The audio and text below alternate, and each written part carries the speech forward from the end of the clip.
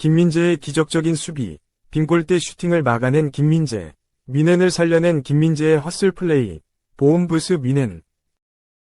독일 TZ는 3일 이하 한국 시간, 김민재, 28.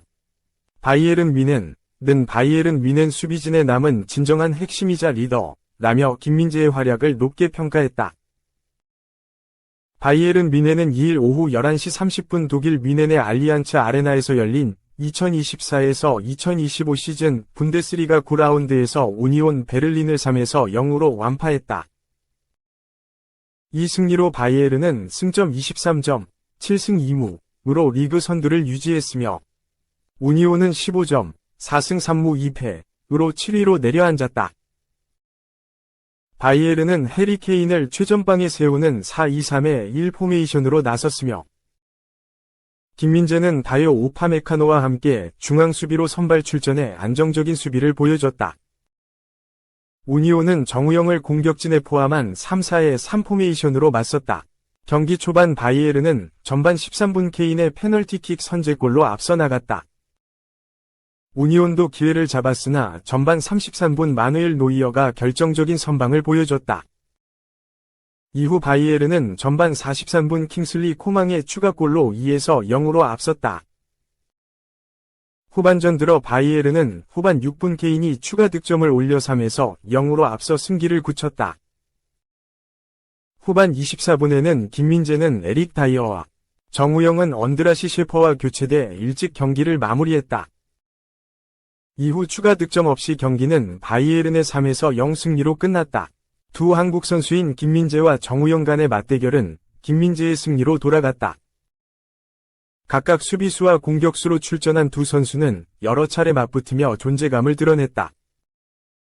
김민재는 이번 경기에서 97%, 109분의 106에 이르는 높은 패스 성공률을 기록했으며 차단 1회, 클리어링 3회, 가로채기 2회, 볼 리커버리 5회를 기록하며 오니온의 공격을 효과적으로 막아냈다.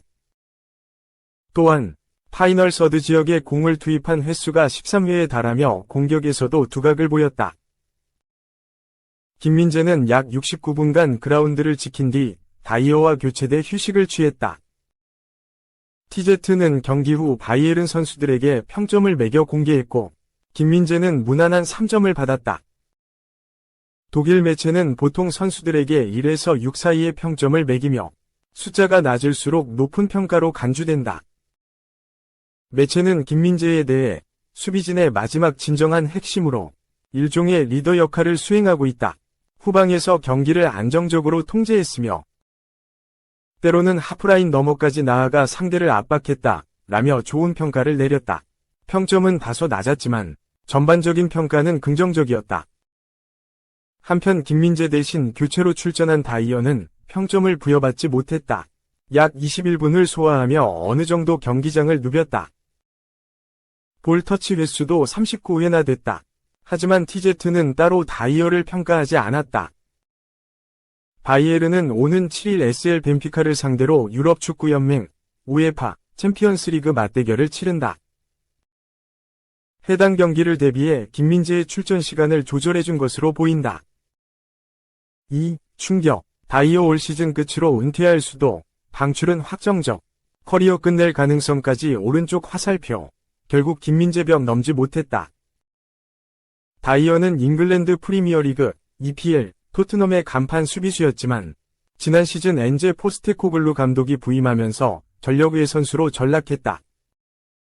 토트넘에서 자리를 잡지 못한 다이어는 겨울 이적 시장에 바이에른 뮌헨으로 이적했다. 그런데 놀라운 일이 벌어졌다. 토트넘에서 전력의 선수였던 그가 단번에 바이에른 뮌헨 핵심 센터백으로 등극한 것이다. 김민재는 다이어에 밀려 벤치로 가야 했다. 토마스 투엘 감독의 결정이었다. 이에 많은 전문가들이 위구심을 드러냈다. 토트넘 벤치가 바이에른 뮌헨 주전으로 뛴다는 것을 이해하지 못했다. 그렇게 투엘 체제에서 다이어는 핵심 주전으로 활약했다. 하지만 투엘 감독이 떠나자 다이어도 제자리로 돌아왔다. 현역 시절 세계 최고의 센터백으로 군림했던 빈센트 콤파니 감독이 바이에른 뮌헨 지휘봉을 잡았고 콤파니 감독에게 다이어는 필요 없는 자원이었다. 김민재가 콩파니 감독 아래 다시 제자리를 잡았다. 올 시즌 전 경기 선발 출전한 김민재다. 다이어는 사실상 전력외 선수로 전락했다. 토트넘 시절로 돌아간 것이다. 이별 징후다. 올 시즌을 끝으로 바이에른 뮌헨과 계약이 끝나는 다이어. 바이에른 뮌헨에 남을 수 없을 것이 확실해 보인다. 이별이 아니면 답이 없는 상황이다. 바이에른 뮌헨 소식을 전하는 베이언 스트라이크스는 올 시즌 종료 후 바이에른 뮌헨은 다이어과 결별할 예정이다. 다이어는 올 시즌을 끝으로 계약이 종료되고 팀을 떠날 가능성이 높다고 보도했다. 이어 바이에른 뮌헨은 지난 겨울 이적 시장에서 다이어를 긴급으로 영입했다. 다이어는 토트넘에서 방출됐고 임대 후 완전 이적으로 2025년 6월까지 계약을 맺었다. 토트넘에서 뛸 기회가 없었던 다이어지만 바이에른 뮌헨에서는 그렇지 않았다. 투엘 아래 많은 시간을 출전했다. 투엘의 신뢰를 받는 선발 수비수가 됐고 이는 많은 사람을 놀라게 했다고 설명했다. 또 하지만 올 시즌 다이어는 센터백 순위에서 하락했다. 새로운 감독인 콩파니는 빠르고 기동력이 있는 김민재와 다이오 우파메카노를 기용하고 있다. 이들이 자신의 축구 스타일에 가장 잘 맞는다고 생각한다. 때문에 다이어는 내년 여름 계약이 만료되면 팀을 떠날 가능성이 매우 높다. 바이에른 뮌헨에서 역할은 줄어들고 콩피니 시스템에서 그를 수호할 사람은 없다고 강조했다. 그러면서 충격적인 주장을 펼쳤다. 방출은 확정적이고 그 다음 다이어가 은퇴라는 충격적인 선택을 할 수 있다는 가능성을 제기했다. 이 매체는 시즌이 길고 바이에른 뮌헨이 다시 다이어를 선발로 복귀시킬 가능성도 있다. 하지만 바이에른 뮌헨은 다이어와 계약을 연장하지 않고 여름에 내보내는 것이 합리적인 결정일 것이다. 다이어는 운동 능력이나 기술에 있어서도 특별하지 않다. 콩파니의 시스템에 어울리는 핵심 능력을 가지고 있지 않다. 다이어가 다른 클럽으로 이적할 수 있고 아니면 시즌이 끝난 후 은퇴를 할 수도 있다. 다이어가 어떻게 할지는 아직 알 수 없다고 주장했다. 3. 오피셜. 레알 마드리드 레전드가 왜 일어나? 감독의 교체 지시 거부 오른쪽 화살표 마르셀로 계약 해지 엔딩. 플루미넨시 FC는 3일 한국 시간 구단 홈페이지를 통해 플루미넨시는 마르셀로와 상호 합의를 통해 계약 종료를 발표했다. 그는 구단 유소년 시스템에서 훈련을 받으며 성장했다. 2023년 플루미넨시로 돌아와 2023 캠페오나투 카리오카, 2023 시오에네미비오엘 리베르타도레스, 2024 레코파 수다메리카나 우승에 기여했으며 전례 없는 역사를 써내려갔다고 공식 발표했다. 이어 플루미넨시와 마르셀로 사이의 제도적, 정서적 유대는 계속해서 유지된다. 선수의 이름은 최근 셰렘 훈련센터 경기장을 통해 영원히 남게 됐다. 우리는 마르셀로에게 감사를 표하며 언제나처럼 그의 모든 도전을 응원할 것이다. 고 덧붙였다. 마르셀로는 명실상부 2010년대 최고의 풀백으로 꼽힌다. 그는 2005년 플루미넨시에 입단해 커리어를 쌓았고 2007년 스페인 명문 레알의 1군으로 데뷔하며 주목받았다. 처음엔 특출난 공격력에 비해 부족한 수비력으로 정상급 풀백으로 성장하긴 어려울 수 있다는 호평을 받았다. 다만 이후 좋았던 공격력에 수비력을 추가하며 수준급 풀백으로 성장했다. 이후 마르셀로는 2022년까지 레알의 유니폼을 입으며 구단과 약 15년을 동행했다. 레알은 마르셀로가 활약한 기간 동안 구단의 긴 역사에도 손에 꼽을 영광의 시대를 누렸다. 유럽축구연맹, 우에파, 챔피언스리그, UCL 5회, 라리가 6회, 클럽 월드컵 5회 등을 우승하며 총 25개의 트로피를 들어올렸다. 이는 카림 벤제마와 함께 레알 역사상 단일 선수가 가장 많은 트로피를 들어올린 기록이다. 정상급 선수에서 내려온 후 마르셀로는 올림피아코스를 거쳐 지난해 2월 플루미넨시로 합류했다. 어린 시절을 함께 보낸 구단으로 복귀한 스토리는 전 세계 축구 팬들을 환호케 했다. 활약상도 준수했다. 플루미넨시는 선발과 교체를 오가며 알토란 같은 활약을 펼친 마르셀로의 활약에 힘입어 브라질과 남미 대륙 정상을 밟았다. 하지만 플루미넨세와의 말로가 좋지는 못했다. 브라질 매체 지에 따르면 마르셀로가 팀을 떠나게 된 것은 그가 32라운드 그레미우와의 경기에서 마누 메네지스 감독과 충돌했기 때문으로 알려졌다. 매체는 경기 마지막 부문 마르셀로는 감독의 교체 지시를 거부했다.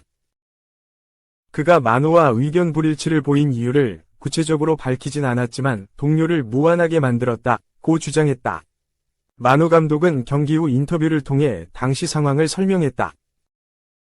그는 마르셀로로부터 내가 좋아하지 않는 이야기를 들었다고 짧게 답했다. 이후 마르셀로는 하루 만에 구단과 계약 해지를 결정했다.